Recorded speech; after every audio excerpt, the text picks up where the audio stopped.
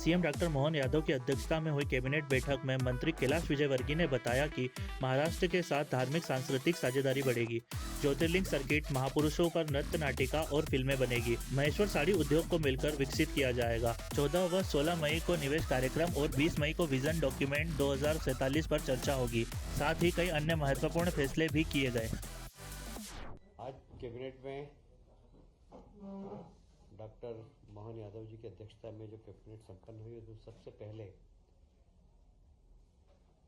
देश के सम्मान के लिए 140 करोड़ लोगों के सम्मान के लिए जिस प्रकार देश के प्रधानमंत्री, रक्षा मंत्री के मार्गदर्शन में देश की सेनाओं ने सिंदूर अभियान के माध्यम से पाकिस्तान के आतंकवादी अड्डों को तहस नहस किया है, उसके लिए प्रधानमंत्री, गृह मंत्री, रक्षा मंत्री और देश की तीनों सेनाओं का अभिनंदन किया है।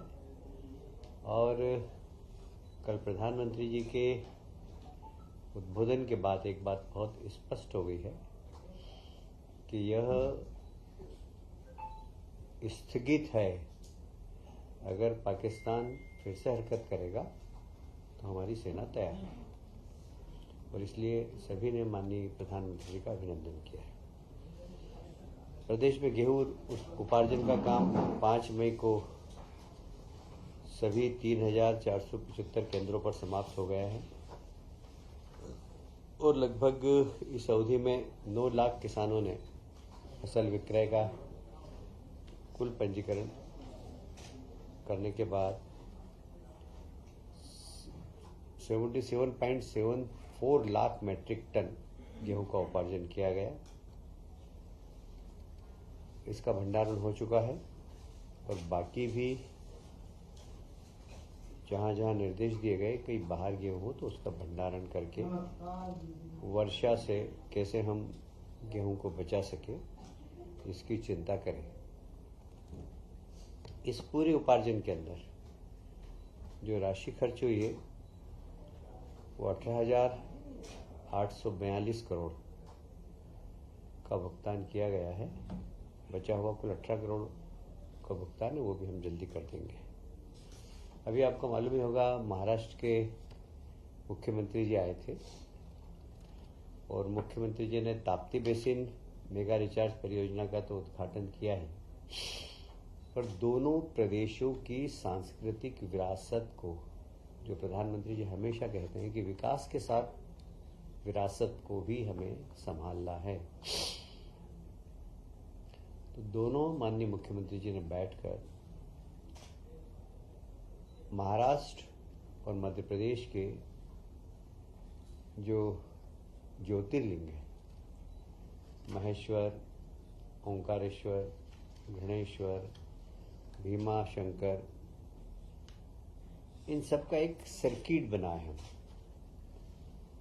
और वह एक धार्मिक सर्किट जो कि इन सभी ज्योतिर्लिंगों पर लोग एक साथ जा सकें, इस प्रकार की योजना बनाने का निर्णय लिया है। साथ ही महाराष्ट्र में के साथ रोजगार, व्यापार, सांस्कृतिक संबंध और ऐतिहासिक दस्तावेज को एकत्रित करना।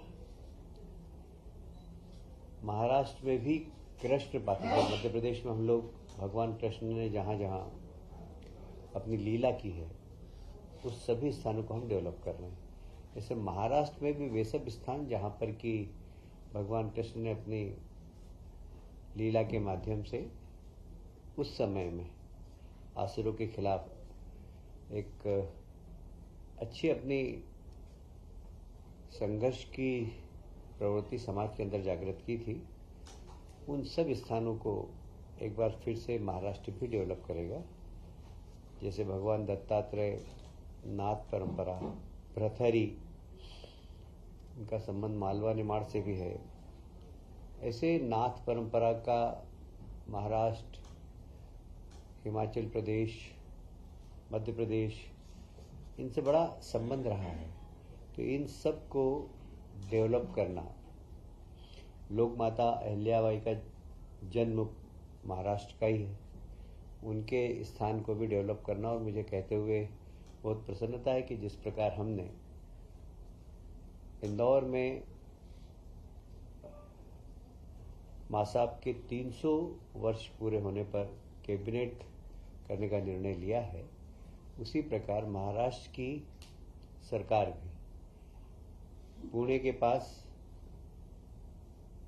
मां अहिल्याबाई का जन्म स्थान है, वहाँ कैबिनेट करेगी। तो एक अच्छा मां अहिल्या के प्रति ट्रिब्यूट है महाराष्ट्र सरकार का भी। साथ ही आपको स्मरण होगा कि देवी अहिल्या माता ने उस समय रोजगार की चिंता की थी। उस समय महेश्वर की साड़ी, बुनकर, हस्तकरघा, इसको प्रमोशन किया था। तो हमारी सरकार और महाराष्ट्र की सरकार भी इस दिशा में जहां आवश्यकता होगी तो संयुक्त रूप से भी काम करेगी। ऐसे ही महाराष्ट्र के जो वीर हैं, बाजीराव पेशवा, होलकर शिंदे, ये सब इनका हमारा और इनका काफ़ी संबंध रहा है। तात्या टोपे, रानी लक्ष्मीबाई, अप्पाजी भोसले, ये सब महान लोगों के ऐतिहासिक दस्तावेज को हम संकलन करेंगे और उसको डिजिटाइजेशन करेंगे। मोडी लिपि जो करीब करीब आजकल लोग पढ़ने वाले बहुत, इंदौर में तो मेरा ख्याल है 2-4 ही बचे हैं मोडी लिपि को पढ़ने वाले और समझने वाले। इसकी लिपि को सुरक्षित करना और इसके भी विद्यार्थी तैयार करना, इस दिशा में भी हम काम करेंगे। माता अहिल्या देवी के पूरे जीवन पर सांस्कृतिक, धार्मिक, प्रशासनिक जो योगदान है उनका, उसके ऊपर नृत्य नाटिका, film, light and sound projection, mapping इत्यादि का काम महाराष्ट्र सरकार भी करेगी और हम भी करेंगे।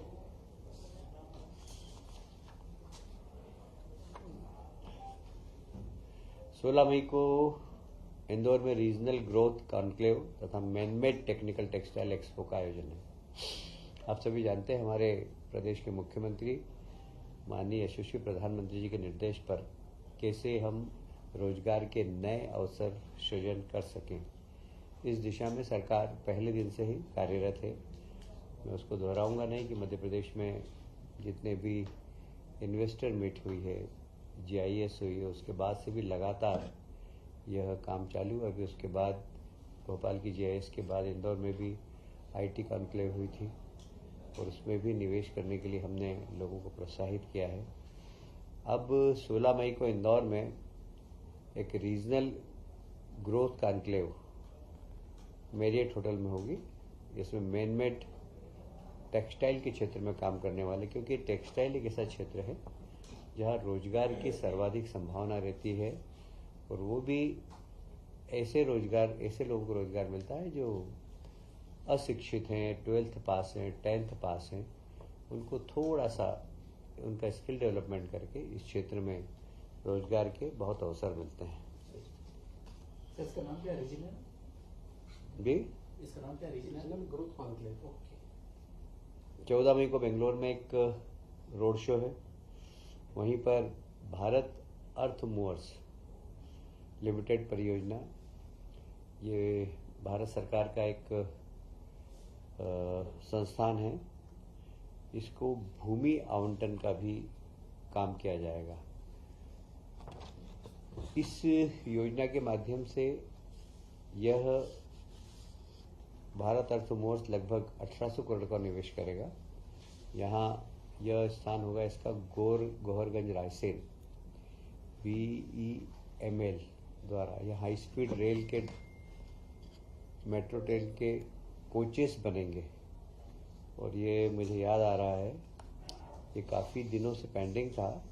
अभी इसको जमीन आवंटन भी हो चुकी है और इन लोगों ने भी सारी, क्योंकि भारत सरकार का प्रोजेक्ट है ये, तो ये जल्दी ही प्रारंभ होकर वहाँ के स्थानीय लोगों को रोजगार देने का काम करेगा।